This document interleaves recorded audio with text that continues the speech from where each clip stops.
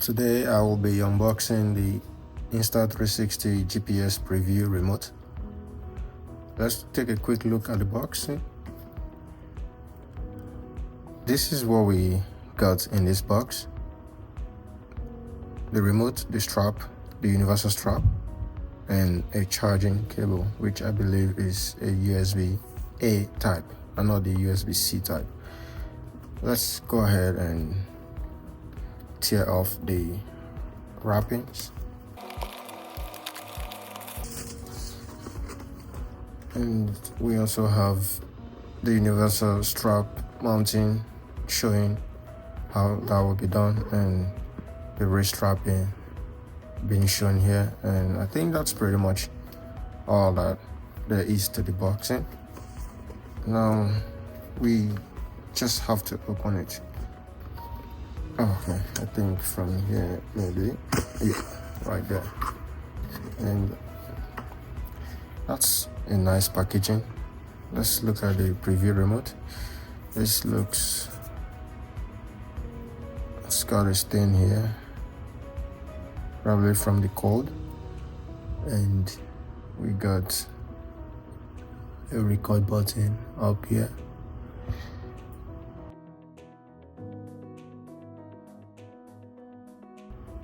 I'm guessing this is a speaker. Alright, let's set this aside and look into what we got here. Okay, so here we have the GPS preview remote manual.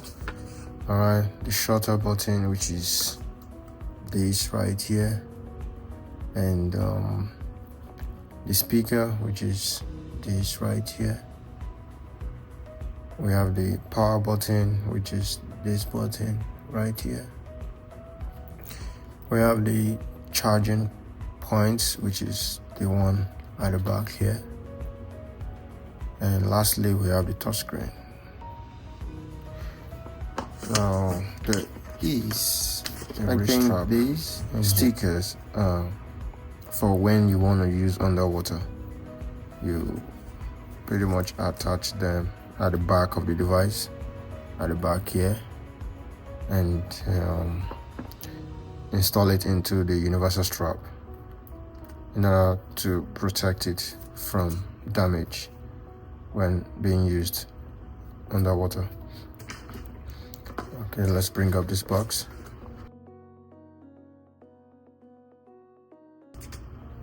And this is it's called the wrist mounting strap, but this, I don't think is the wrist one. This is probably the universal strap mounting. Yeah, because it's too tiny for the wrist. I don't think it's gonna fit my wrist. That's that. And I think there's something in here. Let's put this back in here. Not bad. Okay, I think we can pull this up, but I would like to do it from the other end.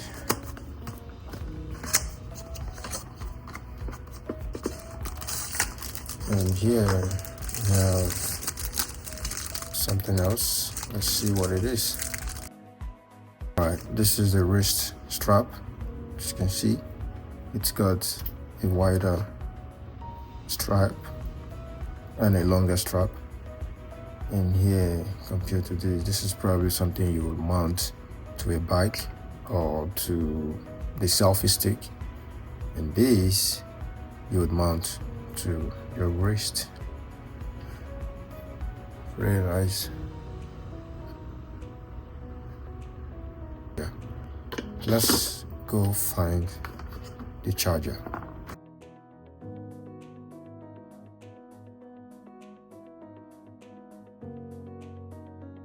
We got the charging stand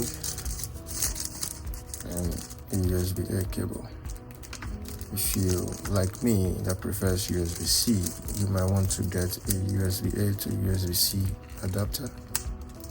That way you can continue to use your USB-C ports or devices to charge this.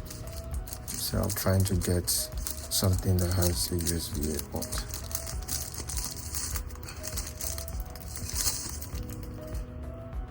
here we go.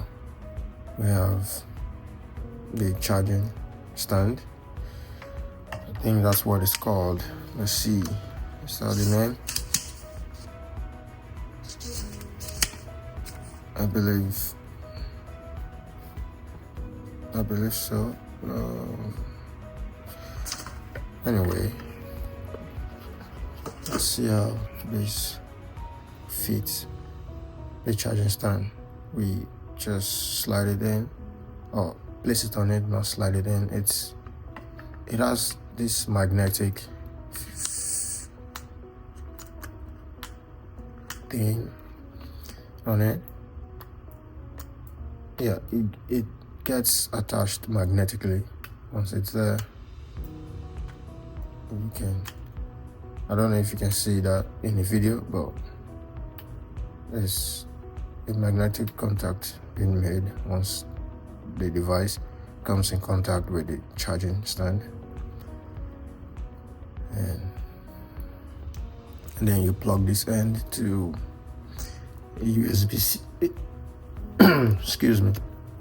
You plug this end to a USB-A port, which from the look of things, I may not have any USB-A ports lying around right now, so I might have to get a Type-C, Type-A USB adapter. And let's do one more thing. Let's try connecting this device to my Insta360 X4 camera. So I'm going to power this on, and then just look at the manual how to use. When powered off, long press the power button to turn on the remote. Alright, we're gonna long press the power button to turn on the remote. Alright, so here it's coming on. It makes a similar sound to that of the X4, and then we just have to set it up. I'm gonna select English, next. Alright, now it's searching for a camera device. Alright, so we're gonna connect this by swiping up on the camera and going to, I think, settings, this, and then we'll try pairing it. So it's found it. We click on that, and it's connected. Okay, so it's connected, and now we have the preview showing. We can see what it's saying, what the camera or lenses are saying, and here it's trying to connect to the GPS, and that's pretty much it. You click on the shutter button to start recording, and you click on it or press on it to stop recording. And right there, I think it's got this fine user interface that I believe one can change. Like here, when you swipe down, you see the settings and you see the time. I don't think this time is correct, but let's see what we have here. It's nice to be right. Excuse my Siri. It says keep your distance from anything that may disturb compass calibration as shown. Alright. I'm sorry. I'm afraid Alright, so this is where you see the various information on the speed you're going at. Say you're skiing, riding a bike, riding a bicycle, or snowboarding. You get all that information here, and we're back to this screen. Now this is one thing that's interesting to me. Settings. Let's go to settings. Excuse me. And camera wake up, it's on. Brightness. Yeah, you would want to turn this on because it's kind of similar to how your watch works. If you use a smartwatch, when you raise your wrist, this screen will turn on.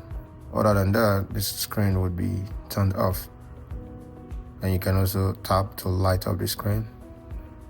Then we have the orientation. If you want to rotate it, I guess if this screen is not a square, then you want something to show on the larger side, you might want to rotate it 90 degrees. That way it's like this, and it's more convenient to press the shutter button or the power button, because just like when you have your smartwatch on you usually would have this on this side, so rotating it to be this way might just be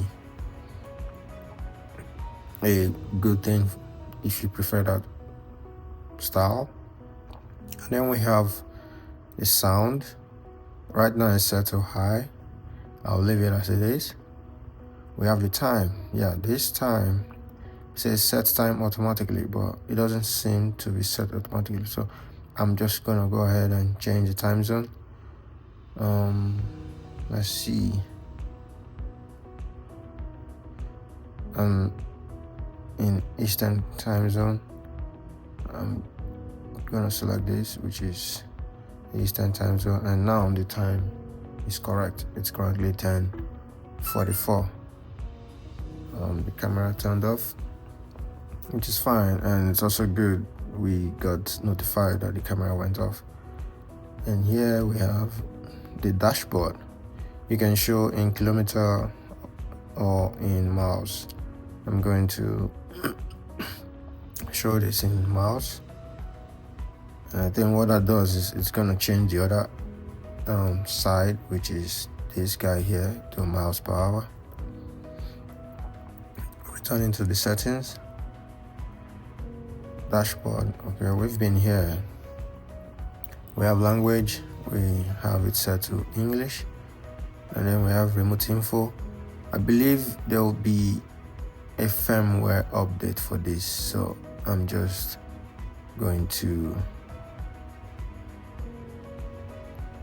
connect the remote to my phone later and update the firmware if there's one. And here we can factory data reset, and we can also check the certification this watch uses, all the agreements with different countries, electronic certifications, and I think that's pretty much what we have going on with this GPS remote, preview remote. I think this just looking at this is a well-built device, and if you're considering something that gives you flexibility to be able to monitor your stats while you ride a bike, bicycle, ski, snowboard, you should definitely look into getting this, because this would give you better information. You can also see what your camera sees. Now I'm gonna power this off because I want to test something. So let's try and power this off. Okay, now it's powered off. I want to test that when I power it on, it's going to power up the camera also, my X4. Let's see. Alright, I don't think pressing the button once works like it does for the X4. I think I have to press and hold it. All right, now it's coming on. Let's see if the camera also comes on.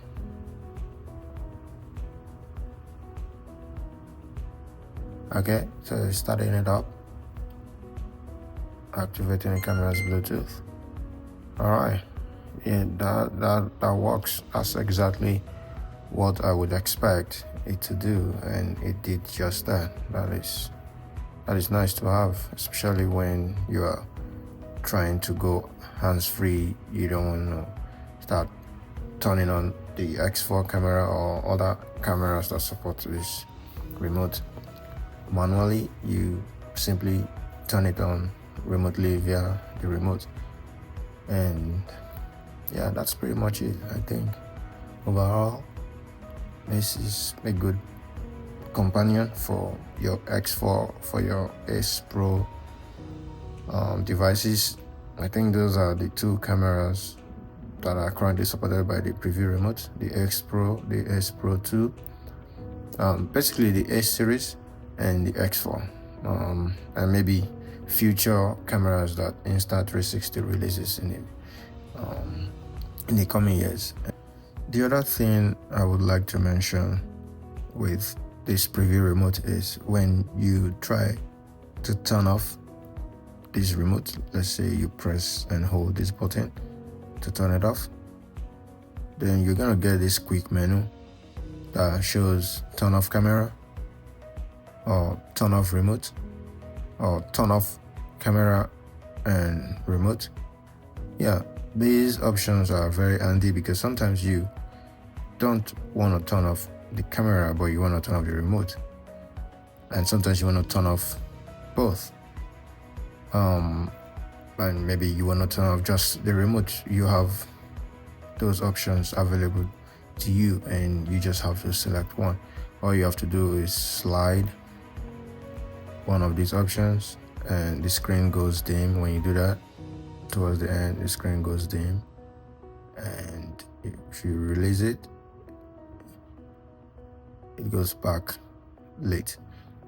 Now you have to slide all the way to the end to turn off this camera. So to turn off whatever option you want. And here I'm just gonna go ahead and turn off both the remote and the camera. I'm just gonna slide this all the way, and right there it powers off and the device is turned off and the remote goes off last. And yeah, there you have it. That's pretty nifty and pretty well done Insta360 for making this product. Shout out to you guys. I want to thank you. I appreciate you watching this unboxing and a quick review into the device. I'll see you guys next time. Please like, subscribe, and turn on your notification for my next content.